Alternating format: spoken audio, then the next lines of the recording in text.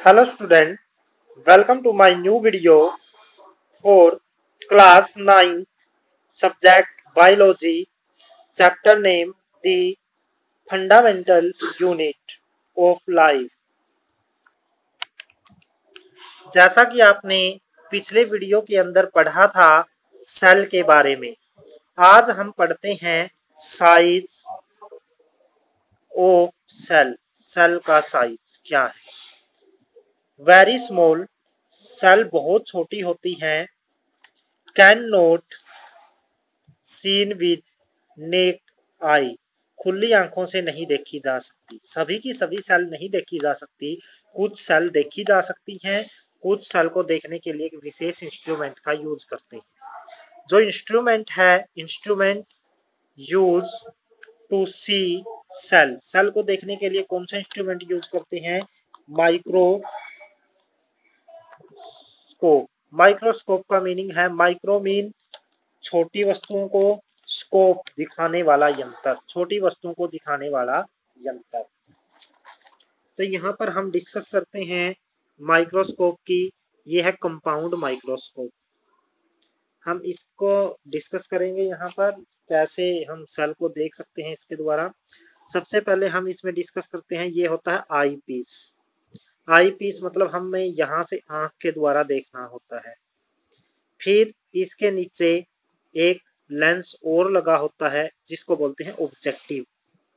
जो स्लाइड, ये नीचे है स्लाइड, इसके ऊपर लगा होता है, इसको बोलते हैं ऑब्जेक्टिव, यानी ऑब्जेक्ट के पास होता है। इसको रोटेट किया जा सकता है। ये बहुत सारी पावर के लेंस लगे होते हैं, 2-3।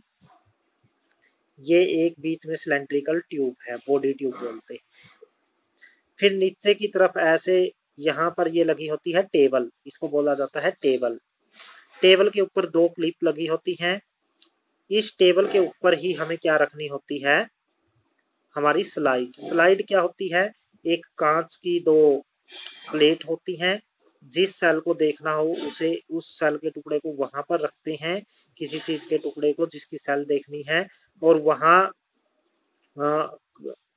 ग्लास प्लेट के बीच में रखकर उसको यहाँ इस टेबल के ऊपर रखा जाता है। इसको बोला जाता है टेबल।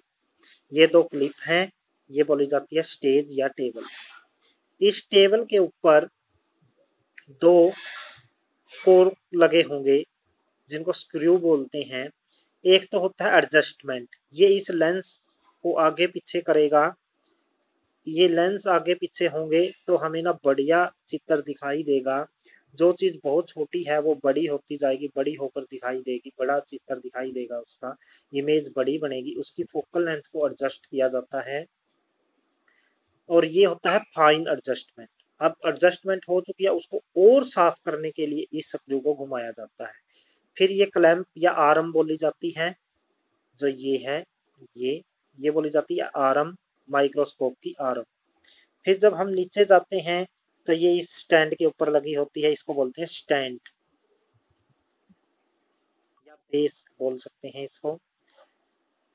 इस बेस के पास क्या होते हैं? ये फुट बोल सकते हैं। यहाँ पर लेंस मिरर लगा होता है जिसको बोलते हैं रिफ्लेक्टर।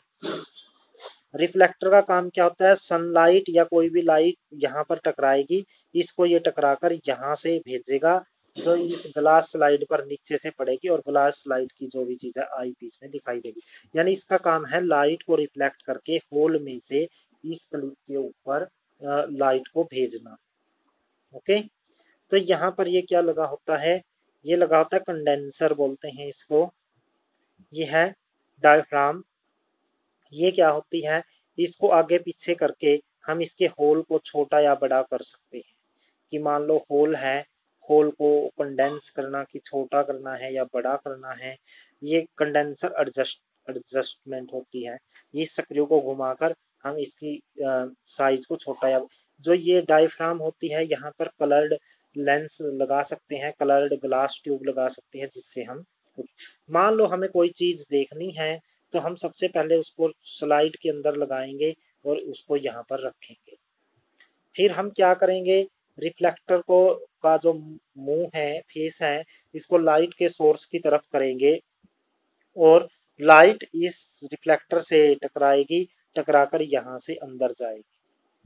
हम इसकी आर्म को इस तरह से एडजस्ट करेंगे स्टैंड के ऊपर ताकि लाइट अच्छे तरीके से इसके ऊपर पड़े, और फिर हम यहाँ से देखेंगे आई पीस से और इस स्क्रू को आगे पीछे करेंगे। जब जहां पर हमें इमेज दिखाई देनी शुरू हो जाती है हम रुक जाएंगे, फिर छोटे स्क्रू को घुमाकर उसकी इमेज को क्या करेंगे, साफ करेंगे। कई बार लाइट को कम या ज्यादा करना हो तो हम ये कंडेंसर को घुमाकर कम या ज्यादा करेंगे। तो ये है माइक्रोस्कोप, एक ऐसा इंस्ट्रूमेंट जो छोटी वस्तुओं को बड़ा करके दिखाता है। तो ये कितने प्रकार की माइक्रोस्कोप होती हैं? एक होती है कंपाउंड माइक्रोस्कोप, एक होती है इलेक्ट्रॉन माइक्रोस्कोप। कंपाउंड माइक्रोस्कोप क्या करती हैं? ऐसी माइक्रोस्कोप जिससे बहुत छोटी वस्तुओं को बड़ा करके देखा जाता है। लेकिन इस इलेक्ट्रॉन माइक्रोस्कोप क्या है? एक ऐसी माइक्रोस्कोप जिसके अंदर जो वस्तुएं कंपाउंड माइक्रोस्कोप में भी नहीं दिखाई देती, उस इलेक्ट्रॉन माइक्रोस्कोप में दिखाई दे जाती है। जैसे सेल, सेल माइक्रोस्कोप से देख सकते हैं हम कंपाउंड माइक्रोस्कोप से, लेकिन सेल के जो ऑर्गेन्स हैं तो उनको देखने के लिए क्या किया जाएगा, इलेक्ट्रॉन माइक्रोस्कोप का यूज किया जाएगा। इलेक्ट्रॉन माइक्रोस्कोप से देखे जा सकते।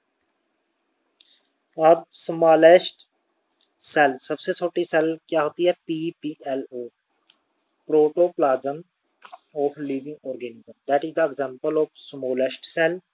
लार्जेस्ट सेल का एग्जांपल होता है ऑस्ट्रिच एग, शत्रुमुर्ग का अंडा होता है, वो एक अंडा एक सेल माना जाता है, उसको नेक्ड आई से देखा जा सकता है। लॉन्गेस्ट सेल, जो सबसे लंबी सेल है, वो होती है नर्व सेल, जो मनुष्य की बॉडी के अंदर होती है, एनिमल की बॉडी के अंदर होती है, जो संदेश को लाने और पहुंचाने का काम करती है। तो ये आती है nerve cell. Size of smallest cell, सबसे छोटी सेल का साइज कितना होता है, 0.1 टू 0.5 माइक्रोमीटर। ये सिंबल है जो ये माइक्रोमीटर का सिंबल है। माइक्रोमीटर होता क्या है? माइक्रोमीटर होता है 10⁻⁻⁻6 मीटर। इसका मीनिंग क्या है, यानी 1 मीटर के नीचे जब हम इस 10⁻⁶ को नीचे लेकर जाएंगे तो ये 1 के बाई में कितनी जीरो आ जाएंगी, 6 जीरो, क्योंकि इसकी पावर 6 है तो 6 जीरो आ जाएंगी। ये मीटर का इतना हिस्सा होता है, इसको बोला जाता है micrometre. Shape of cell, cell की शेप कैसी होती है? फर्स्ट होती है पॉलीगोनल, पॉलीगोनल होती है ऐसी शेप जिसके ना कोई भी मतलब कि फिक्स शेप नहीं होती, इरेगुलर शेप बोल सकते हो। मैनी साइड्स हो सकती हैं इसकी। दूसरी होती है इलेप्टिकल शेप हो सकती है, इलेप्टिकल बोलते हैं एलिप्स, अंडाकार, अंडे की जैसी शेप है सेल की। थर्ड होती है स्पिंडल, स्पिंडल शेप इस टाइप से होती है। क्यूबॉइड, क्यूबॉइडल शेप होती है डिब्बे जैसी शेप, ऐसी शेप हो सकती है सेल की। फिफ्थ है नोब्ड थ्रेड, एक धागे जैसी संरचना, ये नर्व सेल का है, देखो इसमें से धागे से निकले हुए हैं। सिक्स्थ सिक्स्थ टाइप की हो सकती है राउंड, गोल हो सकती है।